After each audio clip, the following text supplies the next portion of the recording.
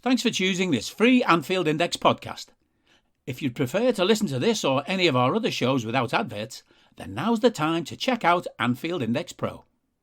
With AI Pro, you can supercharge your entire listening experience. You'll not only get all of our podcasts without the ads, but you'll have them far faster with our quick publish feature available exclusively for subscribers. AI Pro also puts you in the heart of our sound studio, with an option to listen to many of our shows live and interact with the podcasters in real time as the shows are recording. Upgrading couldn't be easier. AI Pro is available on all popular podcast platforms, and we have our own apps for Apple and Android. Just head on over to AnfieldIndexPro.com and get started today.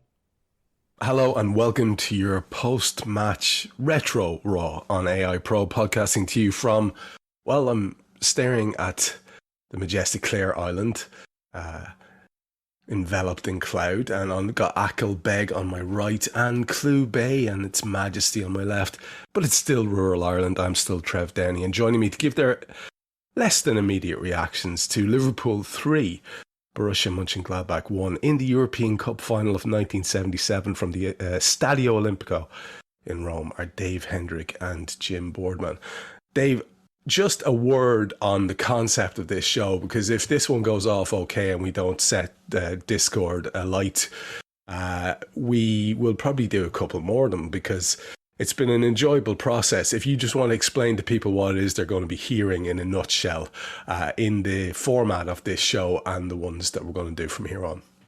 Yeah, so, I mean, we obviously do Raw as an instant reaction after every game, and they're one of our more popular podcasts, and without the games during the summer, we tend to be a bit, sitting around, nothing to do. So I thought this could be an interesting idea to look back at some classic Liverpool games from the past and see, what people's reaction would be to us doing this kind of podcast and us, for our own enjoyment, getting to watch these old games that otherwise you might not take an hour and a half out of your day to sit down and watch. And this one in particular struck me as one that is fitting right now, because we've just said goodbye to Sadio Mane, who was arguably our best player the last time we won the European Cup in 2019.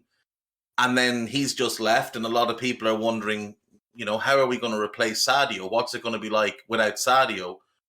And I think it's worth remembering that at this time in 1977, Liverpool's best player was Kevin Keegan, who was arguably the best player in Europe at this point. And he left after this. He went to Hamburg. And not only did we replace him, we got even better. And that was kind of the start of this theme through the last 45 years of Liverpool Football Club, of selling off great players and improving the team. And it hasn't always gone right. We all remember when Torres left and we bought Andy Carroll, but Suarez did improve us eventually. We all remember when Coutinho left and we brought in Alisson and Virgil and we got infinitely better. So this is just something we've done for 45 years. We've moved players on, and I just thought it was a bit fitting that in the week that Sadio leaves, that we do a game where it's the last game for Kevin Keegan, the last, the European Cup final. It's the most important game that he played for us. And he was an absolutely phenomenal footballer, as I'm sure we'll discuss. Yeah, I think I really like that tie-up, because as I'm watching the game, and I'll hold my hands up and say that I'm just the wrong, like I was saying to you guys before the camera went, or the mics went live, I'm just the wrong, by a year, just the wrong age for this. My first game was the 78 Cup final with Kenny, who was Kevin Keegan's replacement, as you alluded to. And it was a joy to watch him. Obviously, I've seen loads of him because I'm a bit of a old match clips junkie. I used to love that stuff back in the day anyway, when you could get stuff on videos and DVDs and compilations. And there used to be a thing called Match of the 70s, which was a brilliant thing that used to be on late on a Friday evening when I was a kid. So I feel like I'm quite familiar with how Kevin Keegan played. But There was a lovely sort of similarity, and this is why I'm really looking forward to teasing out with you two lads today. And Jim, I'll just bring you in on this as a kind of a segue. You're watching the Reds in Europe, and the big takeaway from me as I'm watching Keegan and I'm thinking of Mo and Sadio, and I'm watching some of our midfield maestros, and I'm thinking of the likes of Thiago, and I'm looking at our defenders being quite elegant and wonderful passing forward, and I'm thinking of the likes of Virgil, and I'm looking at the general style of play, Jim, and we can complicate things a lot, and we should do so rightly, because football is a more complex game probably than it's ever been, and yet good footy is just good footy. And as I was watching this, I was thinking, there's not too many wildly different things going on in that park from what we see on a weekly basis under Jurgen Klopp in this iteration of Liverpool, Jim, because it's just good football, possession-based, fellas making intelligent runs, beautiful passing, and some fantastic finishing. That's what football's all about. And I don't want to get too basic, but did you have that sort of feeling as you were watching it that it's far more similar than different? Yeah, definitely. And I think the reason that you need to get complicated with football sometimes is maybe you've not got the players who are good enough to just play the game. And they were good players. They were excellent players. Obviously, you don't just put them all on a pitch and they just do the job. You still got to train them, come up with your tactics, work on them, improve them. Give them the kick up the backside that Ronnie Moran would give them the arm around the shoulder that maybe in later years Roy Evans would give them. But all in all, it is, as is often said by many a football expert, and someone who's actually maybe managed the game will tell you stuff, that it is a game that is quite often overcomplicated by people. And I'm not saying that the overcomplicated stuff is unnecessary, because why not add to that? But I think it is grounded in that thing that if your player can pass, your team, if you as a player you can pass, as a teammate, you can make the run, that you to be in the right position, you'll get the pass, that you can open things up. It's that passing, it's that movement, it's that thinking, it's that sort of teamwork as well, which I think is a vital part of this 2020 decade Liverpool side, if you like, is the way that we work as a team. That if a player does want to go on a bit of a run out of position, so to speak, if you're thinking of rigid positions, then it won't matter, because there'll be somebody keeping an eye on that. And it's just sort of knowing what each other's going to do, and that telepathy that starts to build up. And I feel like watching that Liverpool team then, if it wasn't for the fact that it was in kind of substandard VHS quality almost compared to what we're used to nowadays, the similarities are massive. There's more, and as you say, I agree, there's more that's the same than there is that's different, I think.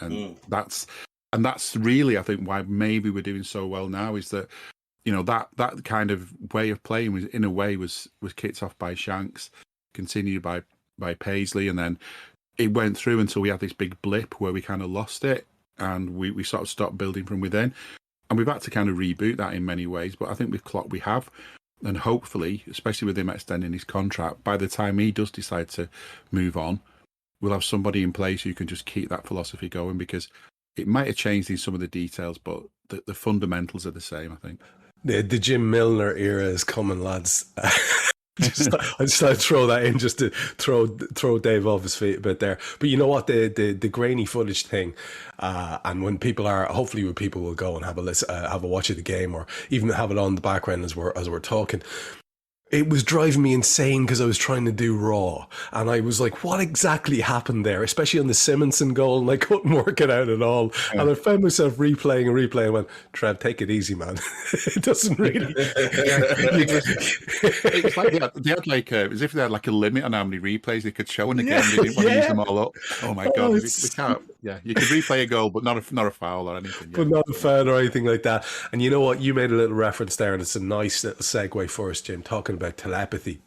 Because one of the great things, if you want to watch a fantastic little bit of 70s TV, just put in Keegan and Toshak and telepathy into YouTube, and you'll find this fantastic thing that they did, where the lads were a famous partnership, of course, for Liverpool in a very, very successful era, beginning under Bill Shankly. And the word was going around that the lads had this telepathic understanding, so they decided to test the telepathy. And Jim and Dave, you'll have seen this. It ends with the lads trying to do card tricks, in which, not to give too much away, there may be some cheating going on. So it is actually fantastic, little bit of nostalgia. Look it up for yourselves if you haven't seen it. I really enjoyed that. But I'm going to, I think, revel a bit in the opening sort of structure, traditional structure of Raw, by having a look at the two teams, because I mean, this is where it gets great for us. We get to think back and talk about these guys and these different great stars of the past for the Reds. But it'll also be interesting to have a look at a few of these Borussia Mönchengladbach players. Remember, champions of Germany. You don't get a chance to play in this. That's the thing. In the European Cup competition, unless you're the bloody champions. And by the way, Mönchengladbach had secured the championship, the Bundesliga, again before this game was played. So you're talking about a really excellent team, and I look forward to talking about some of their. This is their greatest ever team. This team won 5 league titles in 8 years, 3 in a row. The last of which was just before this game. They won two UEFA Cups in 5 years. They lost the UEFA Cup in 2 other finals in basically a 7-year run where they got to 4 UEFA Cup finals, won 2, lost 2, and got to this European Cup final. They were just outstanding. They were the dominant German team, and they were littered with international players, many of whom people might be more familiar with as managers now, or guys that went on and had great managerial careers. This was a phenomenally good Mönchengladbach team. And the 73 iteration of Gladbach were the team that we beat in the UEFA Cup final, in one of those finals that they reached. And okay, you know what? You've kind of driven us there. So why don't we go and have a look at that Borussia Mönchengladbach team? And look, just heads up, Jim and I will have more of a familiarity by dint of the age that we are. But I think your curiosity gene will put you on a par with us in terms of this. But an awful lot of these names, especially for those slightly longer in the tooth, are going to resonate, because again, if you did see any stuff from 70s clips and throwback shows, at least 1 or 2 of these names are going to resonate for you. They lined up with Wolfgang Nieb in goal. Bertie Vogts, of course, was the captain of the side and a German national team stalwart. Some people in the who are listening to this will only be familiar with the iteration who popped up as a manager in English football. That would be very, very sad, because he's a real interesting character. I look forward to talking about him a bit. Just to go through the rest of the team then, and I'll get you both to pick out a person or two from it, just to have a wee chat about. They had Klinkhammer, they had Wittkamp, Rainer Bonhoff, who Barry Davies was really enjoying in the commentary that I was watching. Horst Vollers, the wonderfully talented Alan Simison, the Dane, of course. I think the only non-German in the team. Wimmer, who was another international. Stielke, Schaefer, and Jupp Heynckes up top. Wonderful group of footballers playing some wonderful football. Dave, if you were to pick one guy out there, I mean, the likes of Bonhoff and Heynckes and Bertie Vogts, people will be familiar with. Who's the one you're going to single out if you wanted to look at one at least, or maybe 2? Well, the one that kind of I've always had this fascination with is Bertie Vogts, who was the manager of the German national team in '96, which is my favorite international team of all time. And it's kind of what got me fascinated by German football. And he was a tactical genius. And like you said, a lot of people remember him from when he came over and managed Scotland, and it didn't go all that well. But this guy was legitimately a genius, a footballing genius. And you could see it in how he played as well. He played right back, and he had this, early on, he had this reputation as just being a trier, a guy that will really give his all, doesn't really have the technical ability, but he'll give it all. But over his career, which spans 65 to 79, all for Gladbach, he plays 96 times for the national team, makes the national team within 2 years of his Gladbach debut, which will tell you how much he improved. Because this is like a golden generation for the German national team as well, remember. This is the Beckenbauer, Gerd Müller kind of era. He improved his technical level, but it was his reading of the game. and his positional sense and his intelligence that really stood out. And what you get in this game is arguably two of the most intelligent players that ever played the game head to head. You get Bertie Vogts on their side, you get Ray Kennedy on our side. And that's a really, really special little battle that takes place in this game, is those two on that left wing going at it. And there's no quarter asked, none given. They kick absolute lumps of each other throughout the game, but it's all done within the spirit of the game. There's no dirty play or anything here. And he's one. And then you mentioned Alan Simonsen. I mean, what a player, one of the greatest Danish players of all time, would leave Gladbach and go to Barcelona. And then, bizarrely, Charlton Athletic was his next move. So within 5 years of this game, he's lining out for Charlton. And he's still only 30, but he was a great player for the Danish team. And again, someone that went on and managed for a long time, like many of this team. That's the striking thing about this Gladbach, was how many of them went on and managed. Obviously, a lot of people will be familiar with Jupp Heynckes because he's been a manager so often and for so long, and had great success with that Bayern team that he won the European Cup with. But it is striking to me how many of these players went on and had good managerial careers. But Bertie Vogts, to me, he's the one that's always stood out. And like I said, he kind of began my real fascination with German football. That sometimes happens when you've got a really dominant managerial character. It can work both ways. You can have a team, squads who have literally no interest in ever pursuing the game, but it can happen that whatever it is about the influence of the manager, sometimes I think it's if you have a particularly good teacher and you think, I wouldn't mind trying that for a living because I'd like to be doing what that guy's doing. Sometimes you see that, and I wonder if Udo Lattek could hold his hand up and say, yeah, maybe I'm responsible for the way some of these guys think about the game. I don't know, that's just an interesting thing. And Jim, just to give you your tuppence worth on the Mönchengladbach crew, I mean, there are other players there like Wimmer, who I think was midfield for with Gunter Netzer for that wonderful German team, 74 World Cup champions, unless I'm completely losing the run of myself. And we mentioned Rainer Bonhoff before. Jupp Heynckes, again, as Dave says, a lot of people only know him as a manager, but it's always lovely. You take it back a few decades and you see these guys in all their glory. Sometimes it's just to see the likes of a Klopp striding the park and you go, okay, fair play. But when you see some of these guys who are, genuine world talents, it's quite exciting too, like Bertie Vogts, like Jupp Heynckes. What takes your eye, or is there anything you want to mention about them before we go and have a look at the Reds and start talking about who was in the lineup, and more to the point, to start us off, who wasn't? But just a last word on Mönchengladbach before we move on.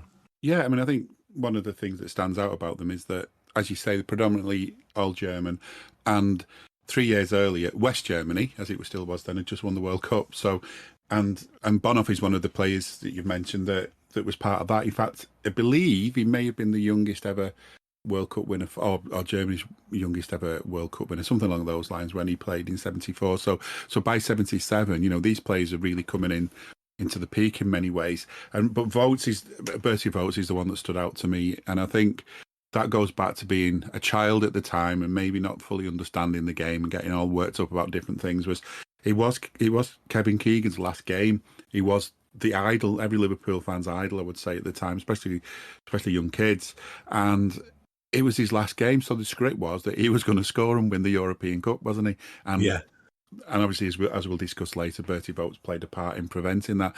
And I think maybe at that time as well, and you sort of see this throughout the coverage of that game, that we weren't as unpatriotic in those parts then as we are now. Maybe not quite so unpatriotic, and I think maybe you're sort of falling into that sort of thing where Germany is still the enemy. I don't know, like maybe older people were kind of still giving you that kind of impression around you, because, I mean, it was, I'm really showing my age now, it wasn't that long after the war compared to, I mean, the war was more recent. The Second World War was more recent then than this game is to us now, just to give an idea. Yeah, exactly, And so there was that kind of thing, like where it was very easy for the media and for people to paint the West Germans as villains because they were German, and it's stupid to think how easily that you can fall into these traps and totally miss the point. But maybe as a young child, I did a little bit, and they were the enemy.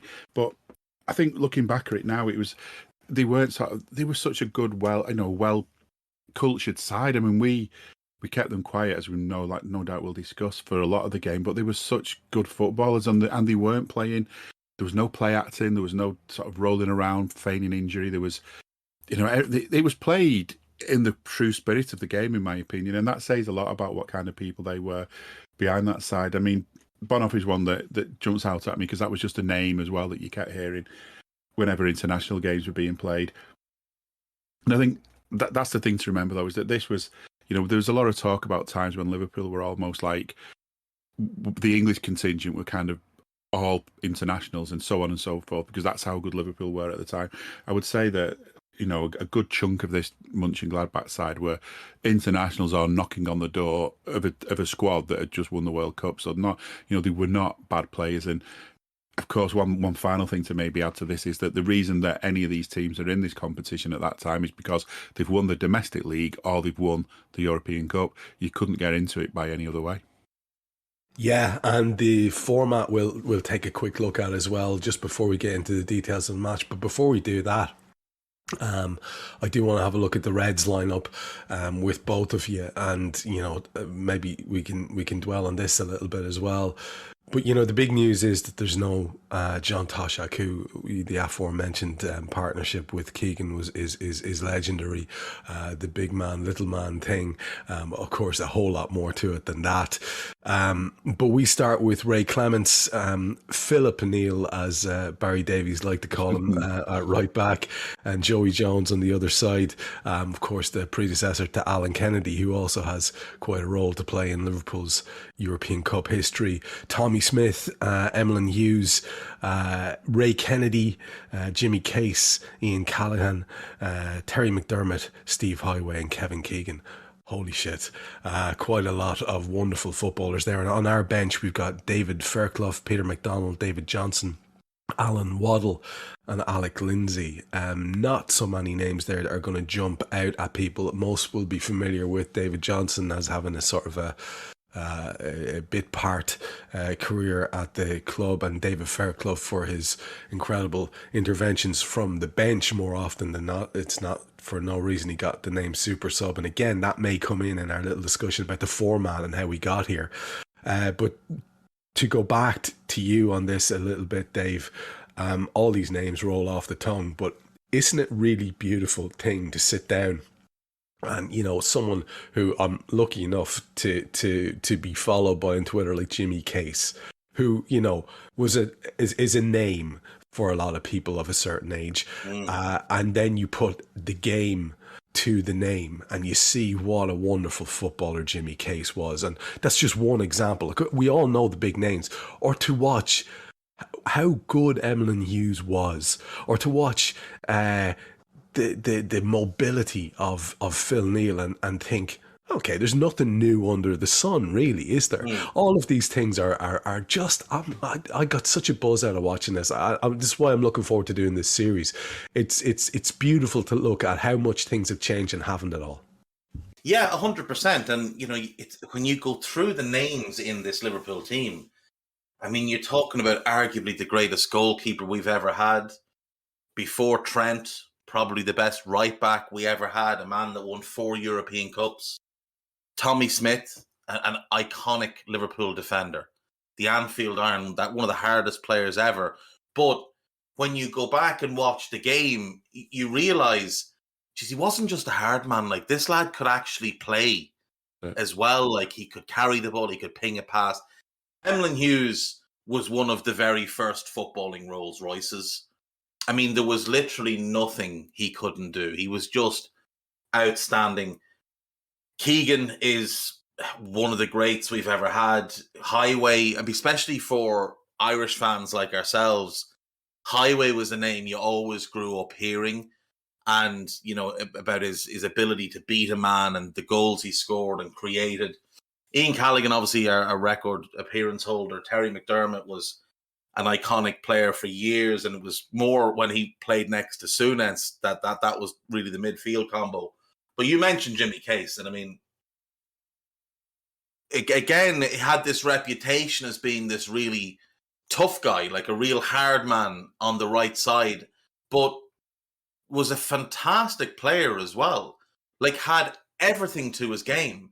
And that combination and understanding that he had with those players around him, and that's really the thing that stuck out to me watching this game, was how in tune our players were with each other, how well connected they all seemed to be, and credit to the Germans as well. They were exactly the same. You could tell these were groups of lads that had played a lot of football together and really understood each other and were quite close-knit as a group because they were prepared to go to war for each other.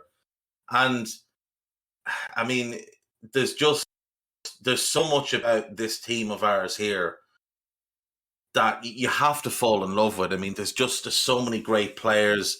There's something nice as well about the fact that there's 16 lads and 14 of them are English. And I know, like, you know, that might not mean a lot to people, but the fact that it was kind of a homegrown team, you had Steve Heighway as well, who was obviously English-born, played for Ireland, and Joey Jones as a Welshman. You know, there's something about that. I've always looked at, say, Celtic's European Cup winning team and thought, isn't that an incredible thing? Like, they were all born within a certain distance of Celtic Park. But even this, seeing like an entirely, you know, British and Irish team, it is something that does give you a nice little bit of pride about what we used to be able to create. You know, big money signings either. That's the other thing. No, you know, that's the thing. I mean, Clem and Keegan came from lower leagues. Emlyn Hughes. That's the thing. I mean, Emlyn Hughes, when we signed him from Blackpool, and there's that famous story about him and Shankly in the car driving back to Liverpool, and they get stopped by the police, and Shankly goes to the policeman, "Do you not know who that is? That's the next captain of England." And just like this, there's all these great stories about these players. And Emlyn is someone we lost far too early. He died at 57. But, you know, these iconic figures, these wonderful men who had wonderful careers and did amazing things and really put our club that we adore so much, they put it on the map. For many of us who aren't from the Liverpool area, who aren't local supporters, and got our fanship through, or our fandom through our fathers or whatever, like, it was largely because of these players that our parents fell in love with the club, or that we fell in love with the club, the success that they had, the profile they raised the club to. My dad, for example, was always a massive Jimmy Case fan. Always. I saw this game in the late 80s for the first time. My dad has, I don't know if he still has them. He had VHS of all those old European Cup finals, including ones that we weren't in. If the European Cup final was on the TV, he was recording it and went into his little collection. And he showed me this game. I was only a kid. And he literally talked over the game the whole way. I didn't hear one bit of commentary because he commentated the game, because he just watched it endlessly, because he was fascinated by this team, fascinated by Case, by Heighway, by Keegan, and he loved Emlyn Hughes. So yeah, this was something I grew up hearing about, was this team. You know, Jim, again, as the older heads, we're probably just straddling that generation who, you know, grew up with the Shankly era. You know, we're more Paisley babies. But to be fair as well, there's a tribute in this. You know, I think it was you or Dave mentioned earlier on that this is Liverpool are only the third British team to win the European Cup here after Celtic and United did it back-to-back 67, 68, isn't that right? Unless I'm mistaken. That's right, yeah. And that's a big gap, right? That's a big gap. And here's Liverpool doing what they do. And for all the majesty of the Shankly era, here is an awful lot of the of players who were wonderful for him coming to the fore and doing this thing after his time at the club under Bob Paisley. And it won't be for the last time, as we know. In fact, only 1 year later, they're at it again. But there's something just magical about this era, and you tend to forget things. Like, for example, when Liverpool won the double under Kenny, this real Roy of the Rovers thing that happens in 85, 86. Where he's the one getting the goal that wins the league, and then they get the league and cup double, and it's bananas. And you forget the monumental nature of these things, because bugger all people had done the double up until then. So here is a club putting the first big red footprint on the European map. We're back at the first one here, Jim. We've had very recent feelings of utter devastation that we haven't added to the haul and made it number 7. But this is right back at the start. This is the very first, like I say, click on the pad for all the majesty of that Shankly era. This is absolutely monumental in the history of our club and in the existence of it as it currently stands under Klopp even. This is such a massive moment. And just before we get into the details of the match, I know you were aware of this, and we should just as you're the only one who was, we should just get a little bit of that off you. Like I say, 1 year later, I'm starting to become aware of what's going on, and my hero worship of Kenny is cemented by him getting the winner against Bruges. But I know you had a level of awareness about this as it was happening. What are those memories for what they are? I think these are the kind of my earliest memories of being a fan. I've got a vague memory that I might have even potentially made it, which is probably my earliest memory, which was an uncle of mine. He was sort of my favourite uncle, the youngest uncle you've got kind of thing. And the one you can just talk to, who just sort of understands you, that kind of thing. And I was only really little, and I remember him, I'm sure I remember him sitting on the front doorstep with me for some reason and telling me how important it was that Bill Shankly was leaving, and I didn't understand because I kind of only knew players. I didn't really get managers as much because, they weren't as noticeable as he was in the press. I suppose to a young kid, he wasn't quite doing the Jurgen Klopp running up and down the touchline thing. So I didn't really realise what he was. That's a very vague memory. But then another memory is same uncle telling me that when we just lost the FA Cup and how gutted I was about that. And it was, it's the biggest match in Britain almost in a way, because the way it just takes over the TV. North of the border, obviously, they get the Scottish Cup final. But even so, it was always the Cup final day, big day. And we went and lost against Man United. And I was devastated. And he just said to me, look, that trophy's great if you win it, but it's nothing compared to what we're going for on Wednesday. And he just sort of got it over to me how big it was. And so that is a key memory that, that was someone who was kind of explaining things to me a little bit and sort of, teaching me more about the game, other than this thing you do in as kids when you're just running around the playground reenacting games or whatever. And that, you're getting a bit of a serious idea about things. And that's when I just remember that and thinking, right, okay. And we won it. And in a way, it should make us realise how lucky we are to have seen. And I think most people listening to this will have seen us win at least a couple of European Cups. Even if we've not, out of the 6 in total, most people will have seen us win at least a couple. Yet the fact is that is still such an achievement to do it even today. Even though the format's changed and all the rest of it, it's a massive achievement to win it. To win it back then, it was, as you say, 2 of the British sides had won it, Celtic and Man United. It was almost a monopoly, if you like. There was a couple of clubs almost that had practically winning it all the time. To go abroad then, to go all the way to Rome as well, that was unprecedented. As Bob Paisley would later say, the last time he was in Rome, we was in a tank. It's just a big thing. It wasn't like you didn't just jump on an EasyJet. Everything about it was so different to what we're used to today. But this is what laid the foundations. It's those players had kind of, as you say, they evolved from what Bill Shankly had brought to us. We went close with Shankly, other than I think it was in the semi-final against Inter Milan, some very questionable refereeing decisions and accusations of envelopes with stuff full of cash being passed around. I mean, it wouldn't have been a surprise at the time. The decisions were so bad, but we did miss out on Deschamps, and he never quite got us there. But I think this is what Bob Paisley did. He took us up that level. He took us up that step. He built on what had already been done. He didn't destroy anything. You know, he used those foundations and tweaked things and added to things and just gave us that belief. I mean, you know how good Bill Shankly was at putting belief into players, and I'm sure Bob Paisley was the same.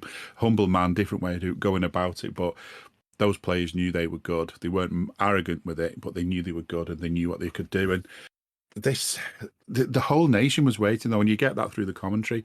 It's so weird listening to that now, listening to a commentator willing the British team on.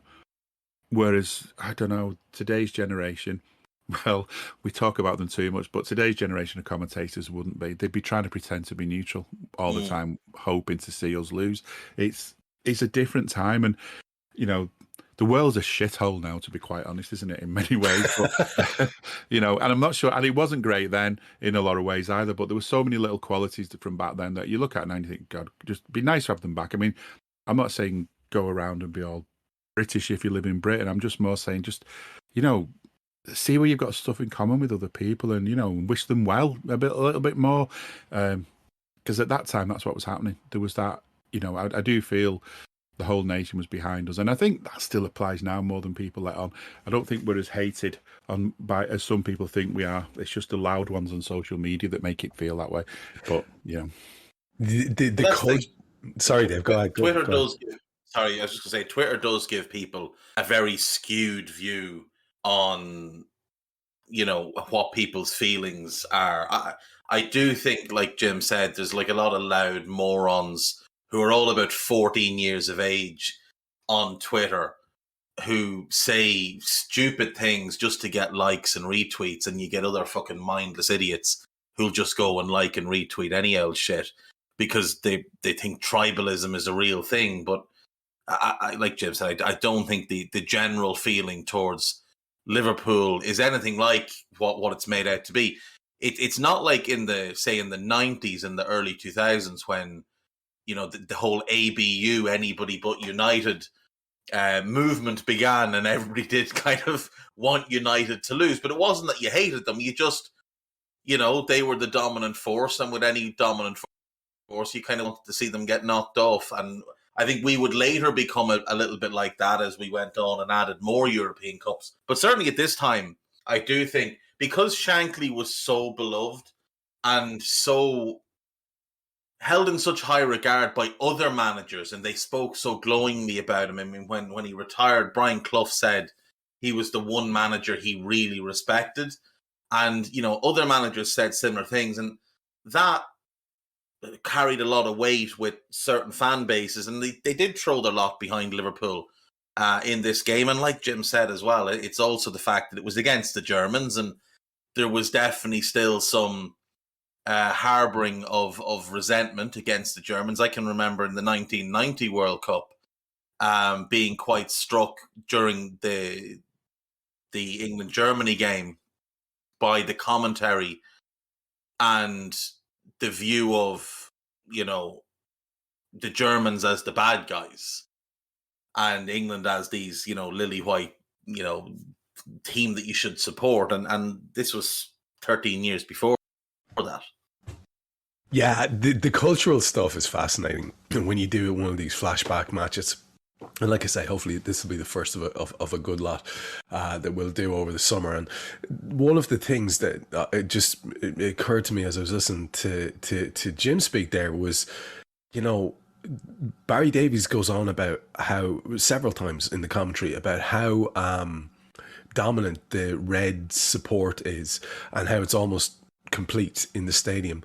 And, you know, just to piggyback on what Jim was saying, you know, plus ça change, plus ça remain the same, really, because like look at look at the dominance of the Liverpool supporters and think about how much more difficult it was for each of those lads to get there.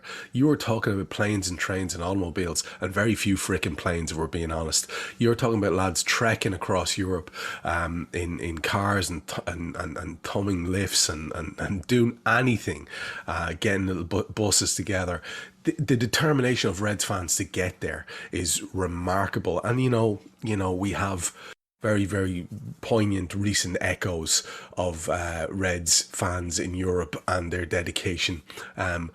Not always, in fact, far too often on the losing side in European Cup finals of late. But also, you can see that culture remains, and that's nice to see. There was 500 million viewers, according to Baz, watching this game across 52 countries. And, you know, again, that's a cultural thing. There's basically this game has only been watched in 52 countries.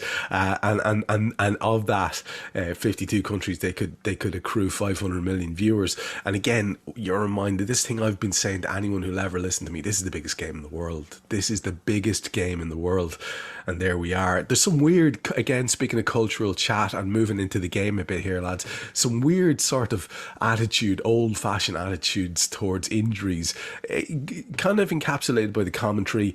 At one stage, Barry Davies says that Simonson, you know, he's only got lumbago. You know, it's not really. I think he kind of gives the idea he might be putting it on, but it might have been played up. I think his back injury. Heinkes is carrying a cartilage injury. Not really a word about how much damage that might be doing. Barry says, well, he had to play. This type of thing is very, very interesting, and we have to acknowledge the differences in the culture of the game. Dave mentioned earlier on lads kicking the bejesus out of each other. You could get away with a lot. There's a reason we're not mentioning the referee here, because nobody really gave a shit about referees back then. They were almost sort of incidental, and they only came into it if, like in 1965, they were given horrendous decisions which led to us going out of the European Cup. But one thing I saw the referee do was make a bad decision on a throw-in when he was stood right over it, and I'm thinking, today we'd have just been complaining about VAR and all the rest of it. Yeah, you know. Exactly. Well, the referee, he was actually on. I mean, it must have been out because he was right next to it. Referees don't bother doing that nowadays. They wait in the middle, don't they, and pretend they saw what happened. So, maybe even referees could look back at this and have a bit of a lesson. 100%, and that's what's fascinating about looking at these slight little cultural differences. Again, a fella has a little tweak of any sort now, you know, he's nearly airlifted out of the stadium. It's just it's a cultural thing. Football was a harder game played by harder fellas, and there was a real sort of, like, the Shankly embodiment of it, where if you were injured, he was almost angry with you, and you certainly didn't exist. Your knee, it's Liverpool's knee, etc. Exactly. It's not. Yeah. So to get into it a little bit, Jim, and we'll just go up as far as the first goal, which is by Terry Mack. There's some fantastic stuff going on, but one of the early features is Kevin Keegan wearing a Bertie Vogt's suit for much of the game. He's right up Keggy's hoop for most of this. You know, another cultural thing. Barry Davies mentions that Liverpool have watched Borussia Dortmund 4 times, and I'm thinking, oh wow, amazing. You know, this day and age, you know, we've probably been watching what the caretaker does when he goes home. You know, that's how different the level of prep is and availability of info.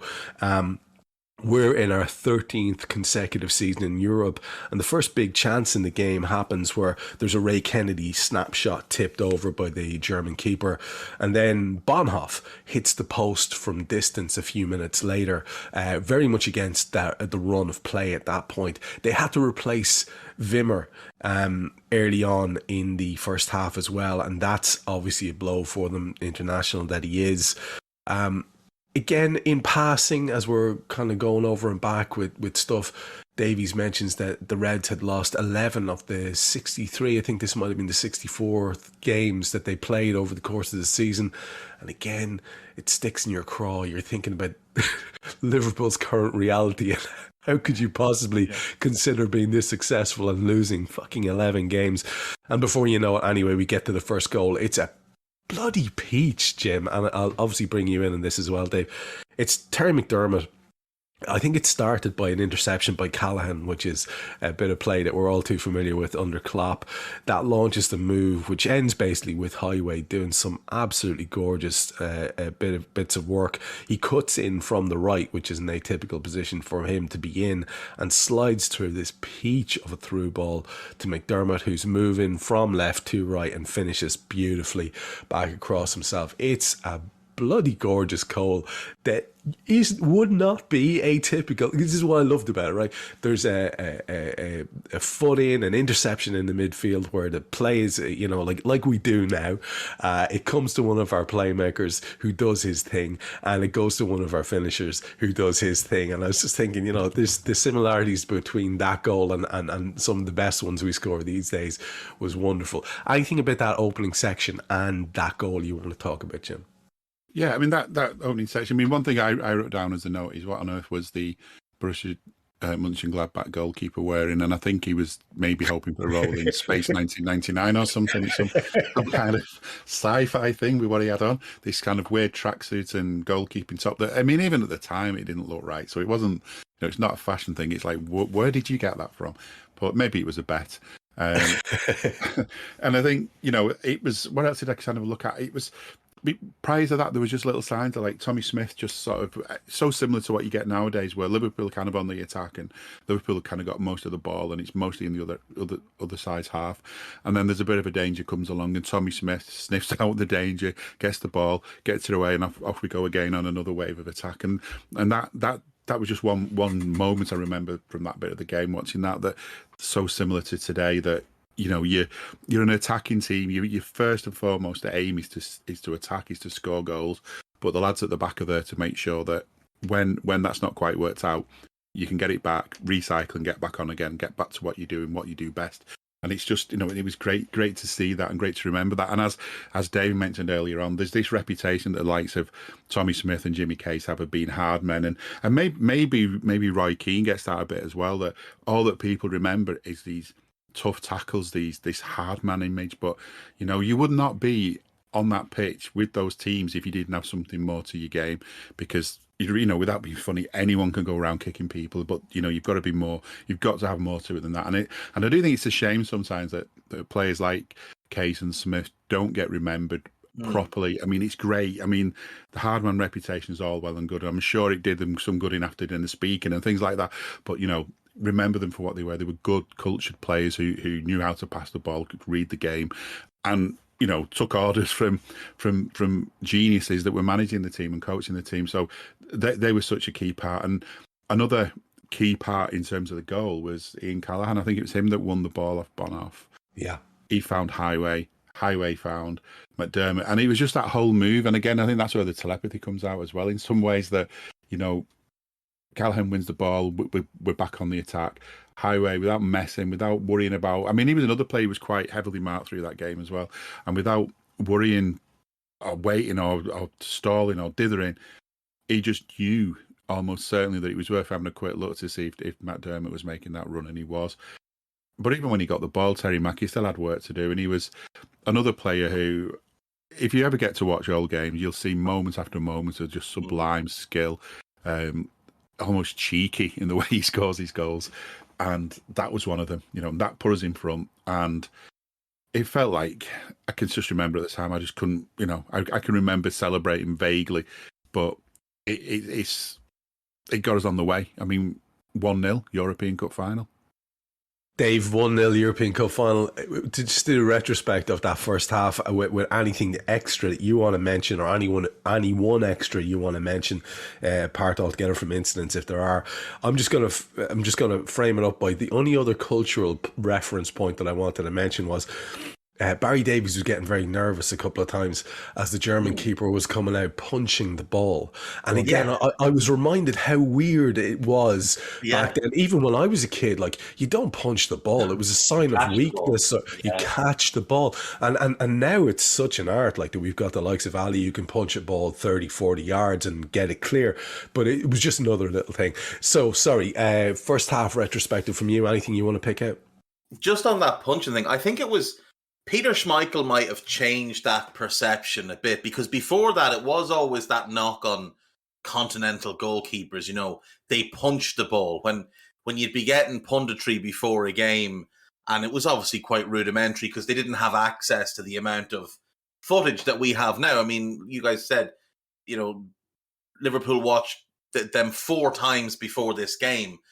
A random fan can watch a team 20 times before we play them now because of the access to footage we have. Whereas, you know, back then the club could only see them 4 times. So the punditry was quite basic and rudimental rudimentary beforehand. And it would be things like that, you know, like he punches on crosses, and that was seen as a weak point. What strikes me as well is their keeper is wearing, as Jim said, some sort of costume. Ray Clemens isn't even wearing gloves. He's not even wearing gloves. Their keeper's got a big old set of fucking space mitts on him. And Ray Clemens is just there, bare hands, little shorts. And he's just like, yeah, this is what I wear to play. And it kind of is the difference. But, I mean, you guys mentioned the goal. And we've seen that goal. We've seen that goal time and again in the last 6 years. That's Bobby wins the ball back. Bobby feeds Salah. Salah with the slip ball. Mane makes the run and beats the...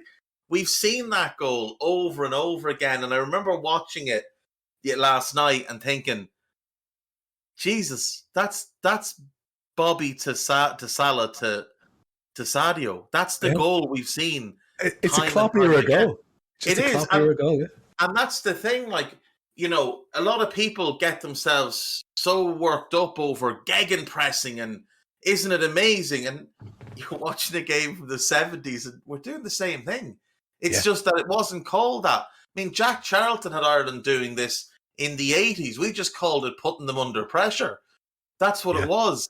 And it's when you've got them under pressure and you've won the ball, what do you do next? And that's what do you do then? That quick turnover, that transition, how aggressive you are in transition. And obviously now there's a lot more science to it as well, and there's a lot more planning that goes in terms of, you know, if certain players get the ball, that's a trigger to press, or you lose the ball, that's a trigger to press, things like that. There's a lot more scientific research that goes into it now. But, I mean, the basics of it are evident just by watching this game, and that goal it's a thing of beauty. And like Jim said, Terry Mack, I mean, that guy made that run 3 and 4 times every single game. He made that run knowing that someone will get him the ball at some point. We're just going to stop here and acknowledge that we may sound slightly different quality of sound on all of us, perhaps, because at this point in the recording, first time around yesterday, we had some Discord gremlins who came in and made a bit of a mess of the last 20 minutes of the show. So we're going to pick it up. Now, obviously, the flow is going to be a little bit different. We'll apologize in advance if we're repeating ourselves on anything we've already said in the first half. But we're going to try and cobble this together and finish it out. So we just left off, I think, discussing that first goal. So, Jim, I'm going to just ask you to do a sort of a recap on the first half as a more general experience, because when we got an opportunity to do this show, and I think all three of us really enjoyed the actual act of watching the game in full. And one of the real pleasing aspects of it in this era of clean digital sound is the atmosphere that we associate with that, you know, almost like I think you called earlier on phone line commentary, where it has that distance, that crackle to it. And I don't know about you, man, but that adds something to the whole atmosphere as well. Maybe a little bit like what people feel that they can hear when they put vinyl on, that type of thing. Maybe the older the better. If there's still a few cracks and crackles, it just adds to that whole atmos. And, you know, I think that was really a big part of it for me. me was the nostalgia for something that I barely remember in terms of those type of production qualities. Yeah, and I think the telephone line quality, obviously highly compressed audio that they can get across, probably is going down the phone line of sorts. ISDN maybe wasn't invented then. And I mean, that is how radio sounded to me as well, because a lot of these European games, you didn't have live TV up until the final for the European Cup. So you get to stay up maybe and watch it on Sports Night late on, but to actually experience it live, well, with me, it was generally speaking Clive Tilsley on Radio City, on a radio, sitting in the kitchen listening to that. And if it was an away game, it would sound like it was coming down a phone line, and that is part of that atmosphere. That is that, as you say, like vinyl and like smells bring back memories and things like that. That sort of sound of someone's voice in that sort of distant way, you knew that they were far away. You knew it was something special. This wasn't a match being played in Stoke or Birmingham or something. This was a game being played in some exotic place overseas, and the fact that we had all that tied in with those red and white checkered flags in the crowd that they kept switching to, they kept showing us those to show us the fans were celebrating. For some reason, there weren't a lot of fans on the far side. There's a thing now with TV where they'll kind of, if the ground's not full, they sort of sell the seats that are on telly first, and then you don't see what's behind the cameras as much. You know, that stand might be empty, but you'll hardly see that because they make it look good for TV. But for this game, the stand in the distance looked really empty on the bottom row, and Barry Davies commented that the way he was talking was there weren't any German fans in there, and that's because all the noise was coming from the Liverpool fans. And I don't know if we've mentioned it once, but a quote Barry Davies came out with: music to British ears, both the play and the noise of the supporters, because that Liverpool were just playing so well. The crowd were behind them.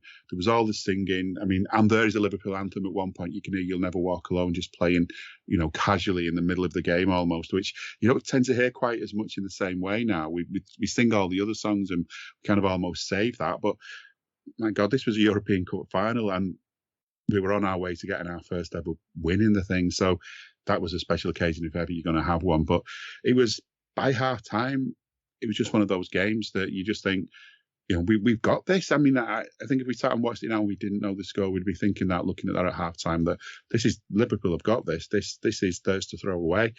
The other side just aren't really getting near us, apart from that Simonsen effort. Of course, that's the thing about football, isn't it? One goal leads are never enough.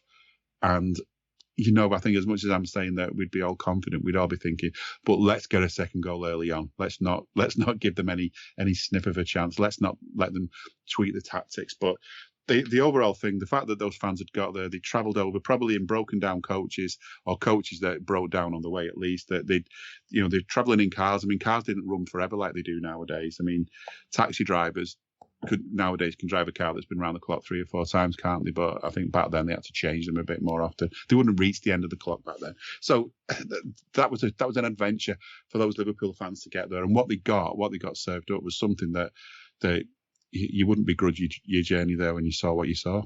Oh, 100%. And as if to emphasize the point that you made, and also to emphasize the sense of not giving them an early chance, well, we go and do the opposite. But thanks to Andrew Beasley on Tompkins Times, which Dave sourced for me there because my notes disappeared. That's another little complication. We can see that in that first half, in that first 45 minutes, Liverpool had 5 shots to Borussia Mönchengladbach's 3 on target for the Reds, and 1 each taken in the box. 4 chances created for Liverpool as opposed to their 1. So yeah, you're right in talking about the dominance that we had in that first half, and that very much being manifested by the fans. But if you and I just start our review of the second half, it is a bit low-key in those opening 10-15 minutes, but then things kick off a little bit. We spoke about this yesterday, a little bit of, I remember talking to you about this. They have it down here as a defensive error by Jimmy Case. It's a misplaced pass, or it's a pass that's intercepted. And, yesterday you went on to great lengths to say, well, listen, Jimmy, don't feel too bad about it because you're just trying to advance the play. Yeah. But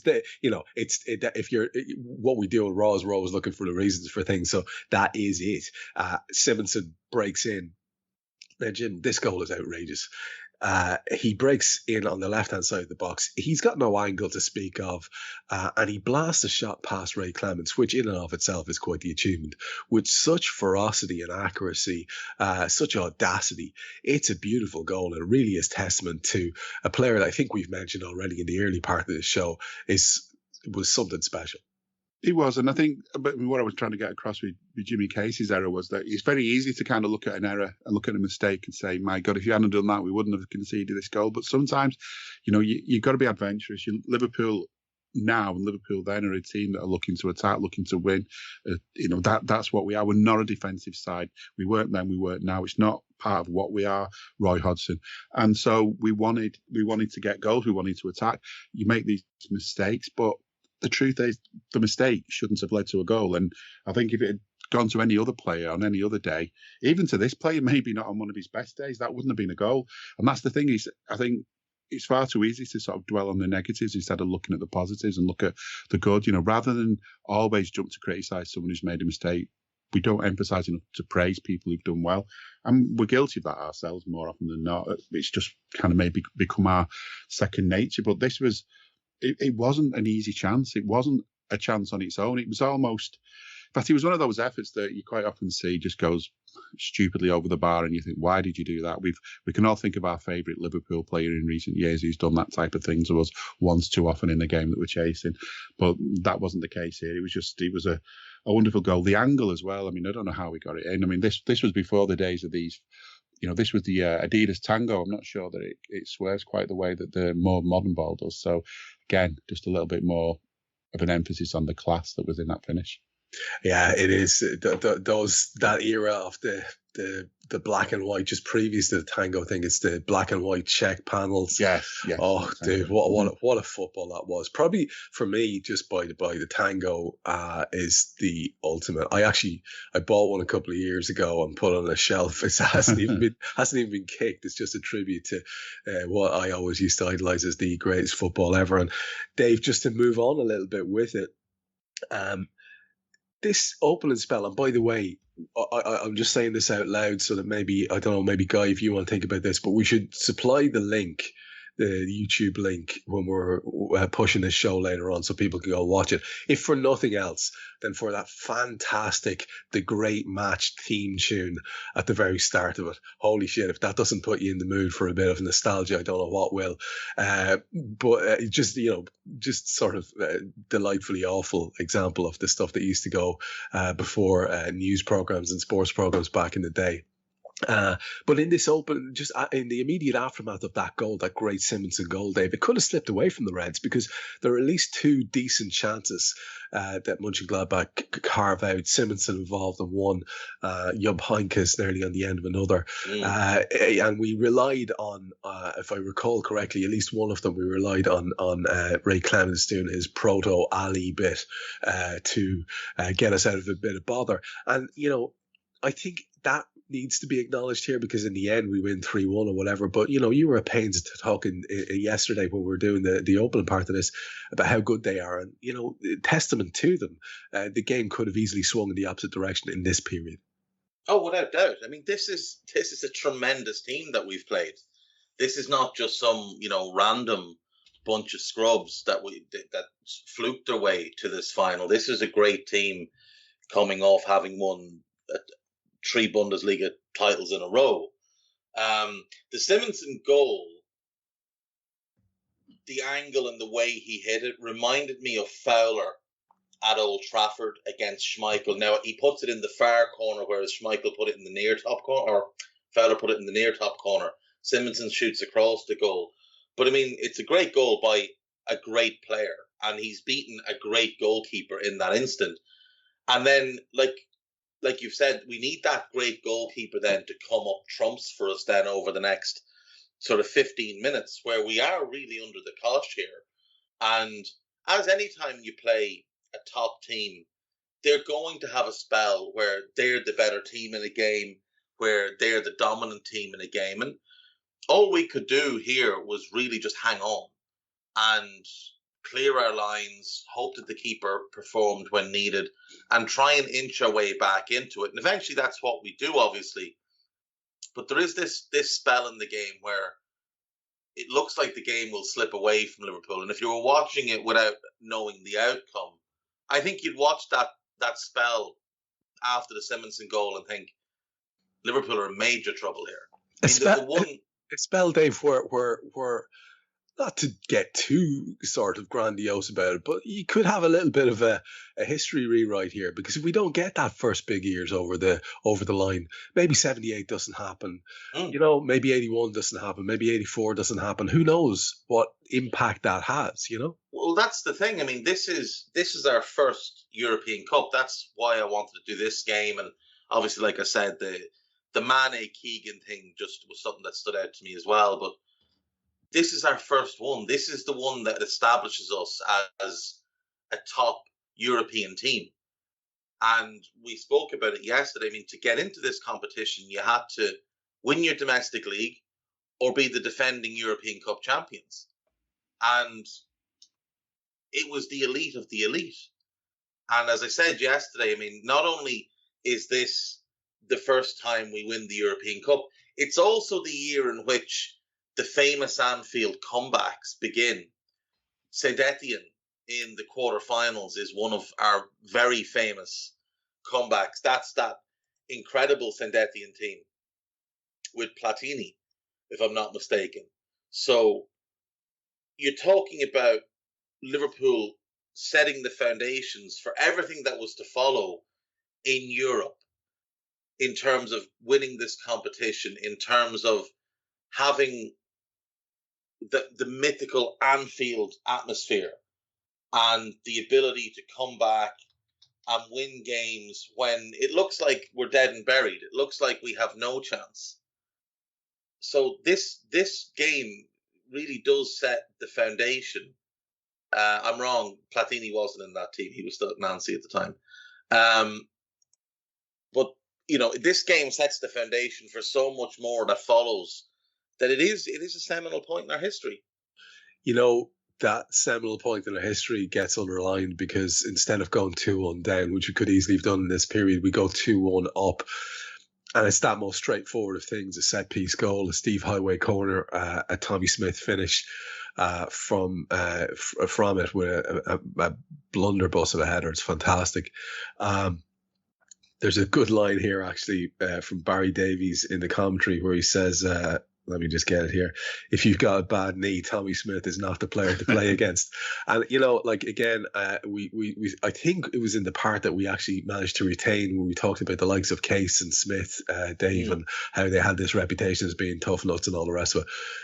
But there's finesse there too, and the execution of this header is wonderful, and it's clearly a massive moment in Liverpool's history that can be traced back to Stevie Heighway and a Tommy Smith header. And it's the fifth corner of the game, 7 in total in the game, all of them to Liverpool. That in itself might speak to a little bit of the dominance that we had overall. For sure. I mean, Steve Heighway obviously involved in both goals. It's a lovely delivery, but it's kind of like a clipped delivery. There's no massive amounts of power on the cross. Tommy Smith generates the power, and I mean, you're talking about one of our original legendary players under Shankly, like a guy that came through the academy, a local boy, came through the academy, established himself in Liverpool's team for years, had actually lost his place at this point because he's at the tail end of his career. He's 32 at this stage. Phil Thompson is the starting centre-back. He's injured. Tommy Smith gets back in, makes it his own again, scores this great goal, the timing of the run, the jump, and the power he generates in the header. And there's a lot of great Tommy Smith stories about, Shankly saying to him when he was on crutches, what do you mean your knee hurts? That's not your knee, that's Liverpool's knee. Talking about how Tommy Smith wasn't born, he was quarried, and all those great lines. But the guy could very much play football.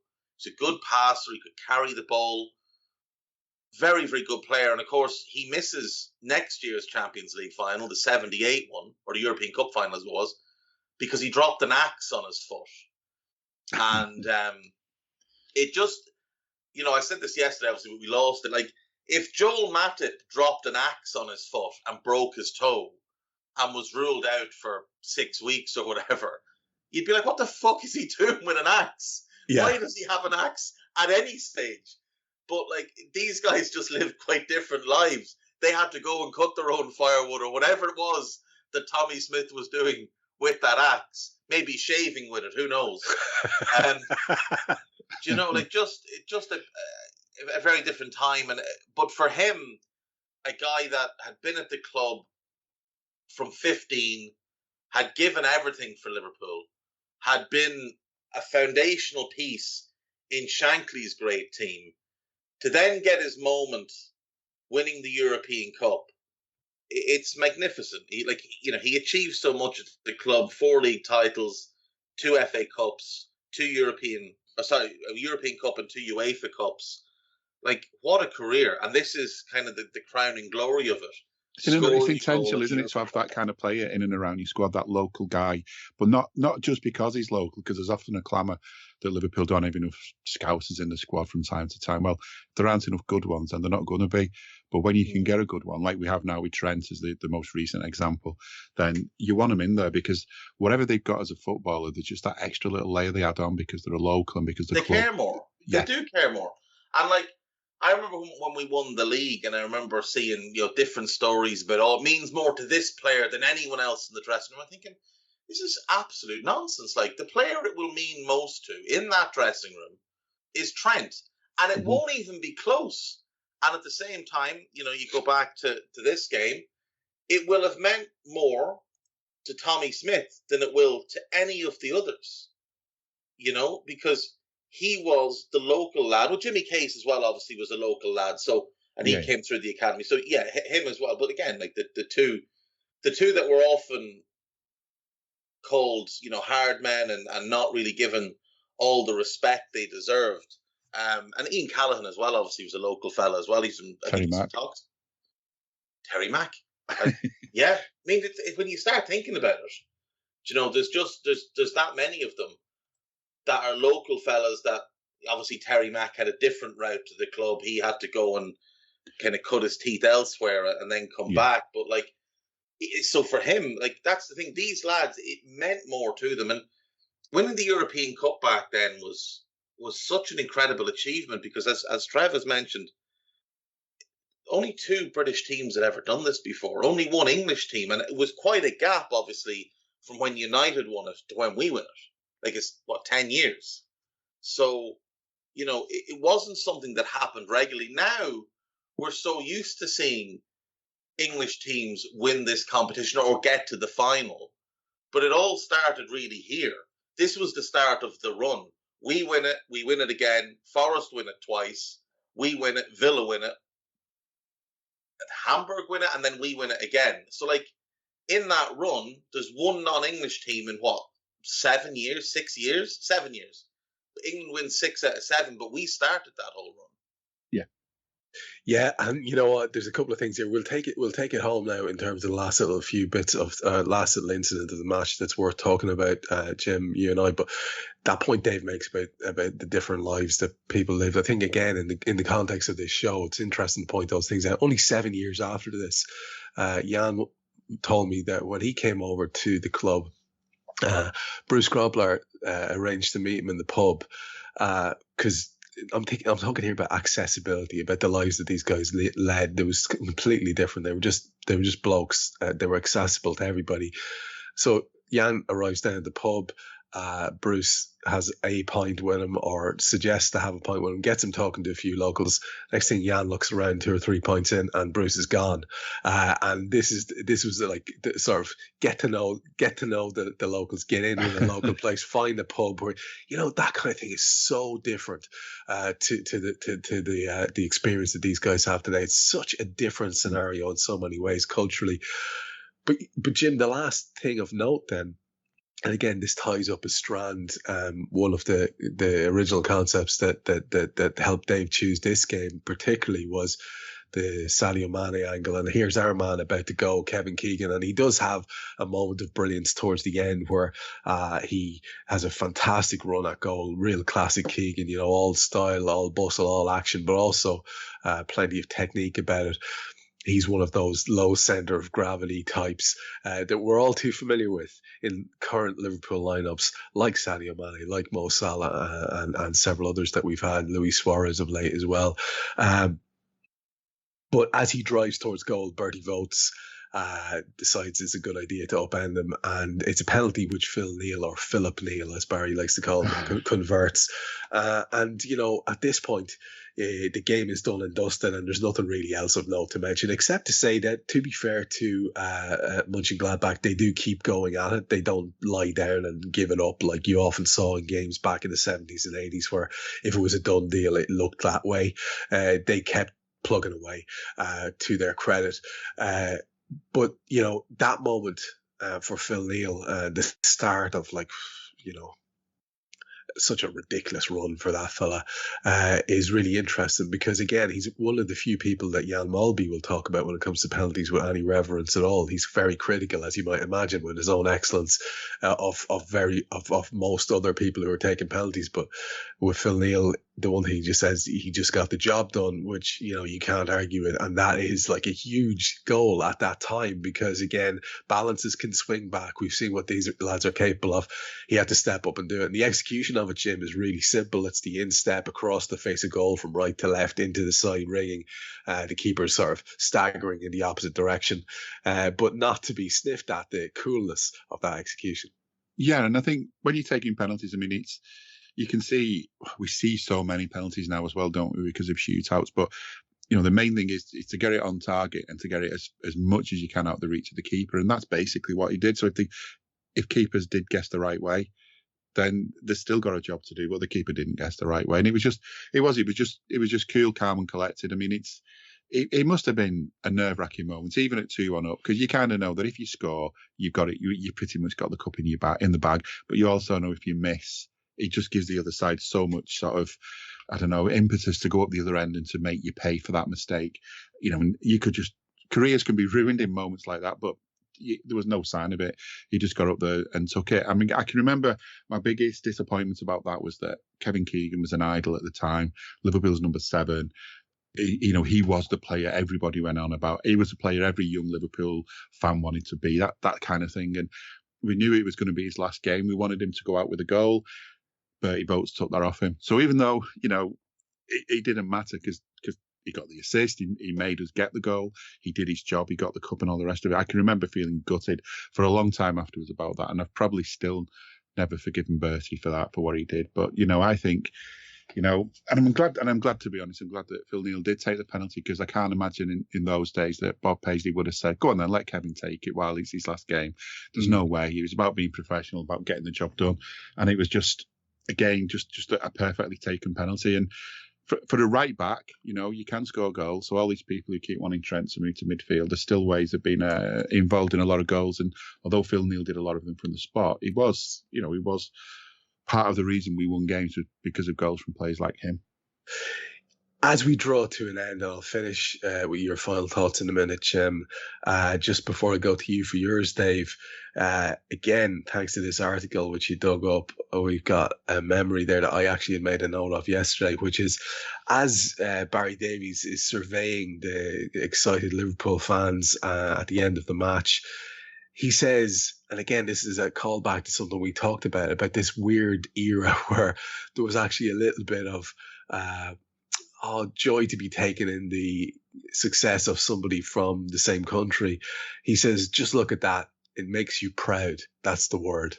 And you know, it's again a little cultural change that I just wanted to flag up, which, you know, it might be nice if we could sort of maybe make our way back towards some of that magnanimous sort of attitude. But to finish with you then, Dave, just let's draw a line under this particular match and this particular show. Your takeaways then, your final thoughts, your wrap-ups for it.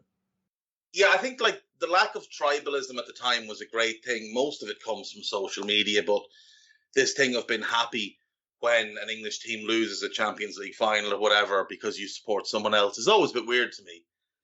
A few things that struck me from this game. Number one, it's weird to look at the Stadio Olimpico and see it in that kind of makeup, whereas we've become used to it looking quite different. Number two, it's worth remembering that this is the first of 3 European Cups for Bob Paisley, and he's not doing it against some scrub. Like, Udo Lattek in the other dugout is one of the all-time greats. The first manager to win all 3 major European trophies, European Cup, UEFA Cup, and Cup Winners' Cup, and he won them all with different clubs. A sensational manager, managing, like we've said, a great team. And then I look at the Liverpool team. Ray Clements, we signed from Scunthorpe. Phil Neal, we got from Northampton. Tommy Smith was an academy lad. Emlyn Hughes came from Blackpool. Joey Jones came from Wrexham. Jimmy Case was an academy lad. Ian Callaghan was an academy lad. Terry McDermott, local lad, started off at Bury, spent a year at Newcastle, came to us. Ray Kennedy was sort of a big name player when we bought him coming in from Arsenal. Steve Heighway, an Irish lad, came from Skelmersdale United, and then joined our academy. Kevin Keegan, Scunthorpe, and even looking at the subs, David Fairclough, local lad, came through the academy. Peter McDonnell, we signed from Bury. David Johnston was a local lad, but he actually went through the Everton academy, and we signed from Ipswich. Alan Waddle, we signed from Halifax Town, and Alec Lindsay, we signed from Bury. Bar Joey Jones and Steve Heighway, they're all English players. 14 of the 16 players are English. And you look at the clubs we've bought them from, and bar Terry Mack coming from Newcastle and Ray Kennedy coming from Arsenal, like, we've signed them all mostly from lower league teams. And I suppose the purpose of that is to think of how different things are now. Like, when we signed Andy Robertson from Hull, who'd just been relegated from the Premier League, but were a Premier League team the previous season, people lost their minds. What are we signing relegated players for? And I think that the purpose is, it's not where they come from, it's what they do when they get here. And all of those lads that I've named, those 16 lads there, nobody can ever take away the fact that when Liverpool won their first European Cup, those 16 lads were there. They're the fellas who went and got the job done. And it struck me at the end of the game, they just walked around and shook each other's hands, a few hugs here and there. Like, there was no collapsing to the ground. There was no crying or anything like that. These were just, as you said earlier, Trev, these were lads. These were just fellas that had real life worries, that just went and played a game of football because that was the job. It wasn't like a thing where they were going to be set for life from this. Most of these lads had to go and seek employment after they finished playing. Some of them owned pubs. Some of them went on the after dinner circuit. Some of them went and did whatever else they did. Some of them went into coaching or whatever else. It's such a different time. These are such different men than what we see play now. And I really do think we've gotten lost along the way. Like, you get a player now earns enough in one season to never have financial worries again. These lads played 15 seasons and then had to figure out what was next. Yeah. How do I provide for my family next? And like, I laughed about the Tommy Smith thing with the axe, but he had to go and chop wood for a fire or whatever it was he was doing. He had to do that. That was something he couldn't just get his assistant to do or hire someone to do. You talk about Jan being brought to the local pub to meet the locals again. Like, we've lost that. There's no real connection now between players and the real general public. They live in this bizarre little bubble and everything is catered for them. And to be frank, they're, compared to this lot, they're soft as shit. None of them would survive 5 minutes of the game with Tommy Smith or Jimmy Case. I was going to say, Kevin Keegan. Can you imagine 5 minutes in the pub with Jan? I don't think they'd survive. Can you imagine releasing, I don't know, some of our current lot into B&Q and tell them to go and pick out an axe? Yeah. They'd go and lift the thing and fall over. They'd come out with a guitar. That's exactly it. They wouldn't know what they were doing. Like, it's such a good time to look back at. And obviously, back at this point as well, the city is booming and things are good for people. And there's a lot of positivity. And then obviously things went to shit with Thatcher, whatever. But this was like a real moment of joy for everybody. And again, like we've hit it a few times, but we've beaten a great team here. It's not like we beat some random bunch of lads. We beat a bunch of German internationals, and we beat, one of the great players, Alan Simonsen from Denmark. This was a really good team managed by a great manager. And barring that 15-minute spell after they scored, before we got our second, like, we were the better team. The one thing you get doing this as opposed to doing a normal Raw is that when you're watching the game, you know the outcome. So, there's a few less heart palpitations and whatever else.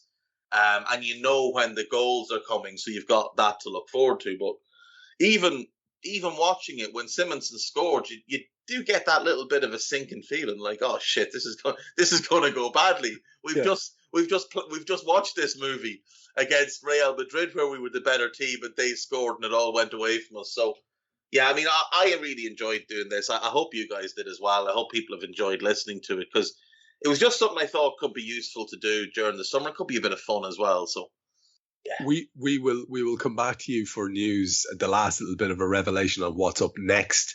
But Jim, let me finish with you then. Your overall take from it, because again, as Dave says, as a cultural exercise, it's been very rewarding, and I very much look forward to doing a few more of these. It's the kind of thing you do just for yourself anyway. So to be able to have a chat about them afterwards is great, and see how the fabric of the history of this fantastic club that we support has been woven together over the years. But there must be, again, some takeaways for you. They don't even have to be necessarily match related, obviously. Just some final wrap up thoughts from yourself before we find out from Dave at the very end where we're going next. No, it's been a pleasure to do. A pleasure to watch the match. A pleasure to watch the newsreel version that I found. Maybe we can share the link to that as well, because that's another way of looking at the game. Very strange, but kind of makes you feel even older when you think that's the kind of thing they were putting out about that game. But I think, Discord ruined the last half of the show. But you know what? In a way, it's a bonus that we get to do it again now, because I think I could talk about this game over and over again. But this was just one of many games, but it was momentous. And I can remember in the bit that we lost that I just, as a child, just looking at the size of that trophy that we lifted, because this was way bigger than anything else. This was before the Premier League had made their copy of the Champions League with their trophy, basically. This was, and of course it wasn't called the Champions League then, it was the European Cup. But there's I think one thing we mentioned yesterday was how similar this game is to what we see now. And there are so many similarities. Even the fact that that Dave's pointed out about the similarity between Mane and Keegan. Keegan had been at the club 6 years, which is how long Mane's been at Liverpool now. It's, even that is similar. I think there's the other thing as well about the difference in how the world is now to how it was then. I think, players now live in gated mansions. You can't just go and knock on the front door.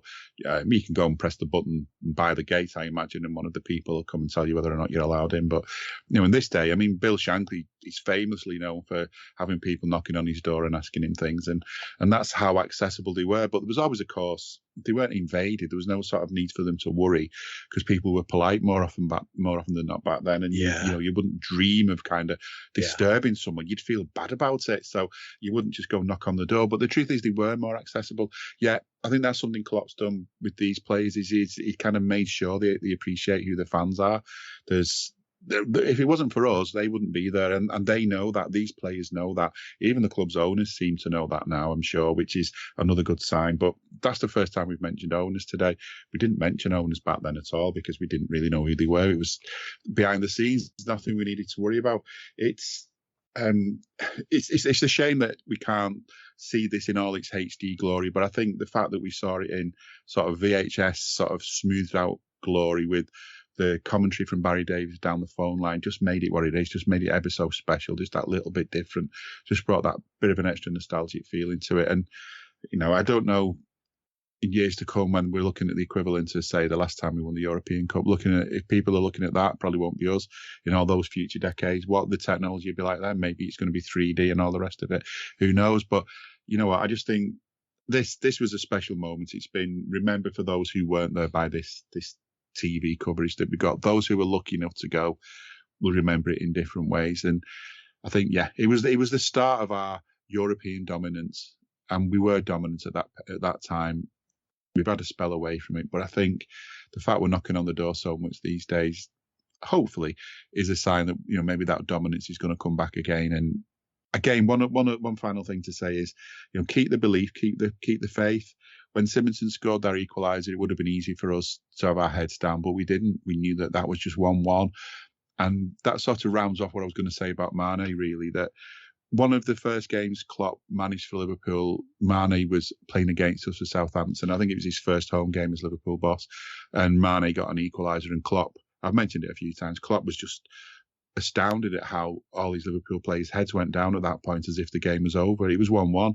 There was still maybe 10 minutes to go. There was time left to do something, and yet they acted as if they were beaten. This side in 1977 didn't act as if they were beaten when it was 1-1. They were disappointed, but they didn't act as if they were beaten, and they weren't beaten because they went on to win it. And in a nice circular way, maybe that's where one more comparison with Mane and Liverpool, and the Liverpool of 1977 with Keegan and Paisley, that we got it right then, we're getting it right now, and long may it continue. I hope we are actually hologram Boardman and hologram Hendrick, and we're looking back in 20 years' time talking about this era and all the European Cups we finally lifted after the disappointments that we've had of late. As Jim has said and David said, it's been a joy to do. Hopefully it has been enjoyable for you to listen to. We're going to try it once more, and you can let us know then. You'll be the arbiters of whether it continues, I guess, because we are going to try it again and do a game from a different era. So Dave, just to finish off this show, will you let people know what they can look forward to next? Yes, so the next one we're going to do is with Harry, and Harry's going to step in for Jim. And Harry's obviously a child and doesn't have any memories of older things. So with this having been our first European Cup win, and the one that really launched us into the stratosphere of becoming a European great, I thought it was important to look at another European win that really did propel us back into the European conversation. So the 2001 UEFA Cup final, Liverpool versus Alaves, will be our next one. So hopefully we'll get that done next week. Maybe we will not record it on Discord. We are going to use Zoom, because Discord can go in shit. It really can. What a pain in the backside. So yeah, we're going to use Zoom. So it won't be live, unfortunately, but we'll be able to do one take and get it out to you as quickly as possible. I think that's the thing to do with these. The live aspect of the reflection retro shows always was a bit jarring with me anyway. So I think that's the best way to go. At least we can assure that you're going to have things out promptly to you, and hopefully, like I said, you will have enjoyed this one and be looking forward to that next one. I've been Trev Downey. You heard Jim Boardman and Dave Hendrick. Guy Drinkle was producing. Yeah, fuck Discord. We hope you enjoyed listening to this Anfield Index show. Please be sure to subscribe to our channel so future podcasts find their way to your device automatically. There's nothing quite like fan engagement, and we'd love to know what you think of anything discussed on this show. The best way to get in touch is over on our free Discord community, where both podcasters and listeners debate the hottest LFC topics 24/7. Sign up free now at anfieldindex.com/Discord. You won't regret it. You can also follow us on Twitter at Anfield Index, and find us on Facebook by searching for Anfield Index. Oh, and before you go, we'd love it if you could leave us a 5-star review on your favourite podcast app. It only takes a couple of seconds, and it means the world to the people who create these free shows.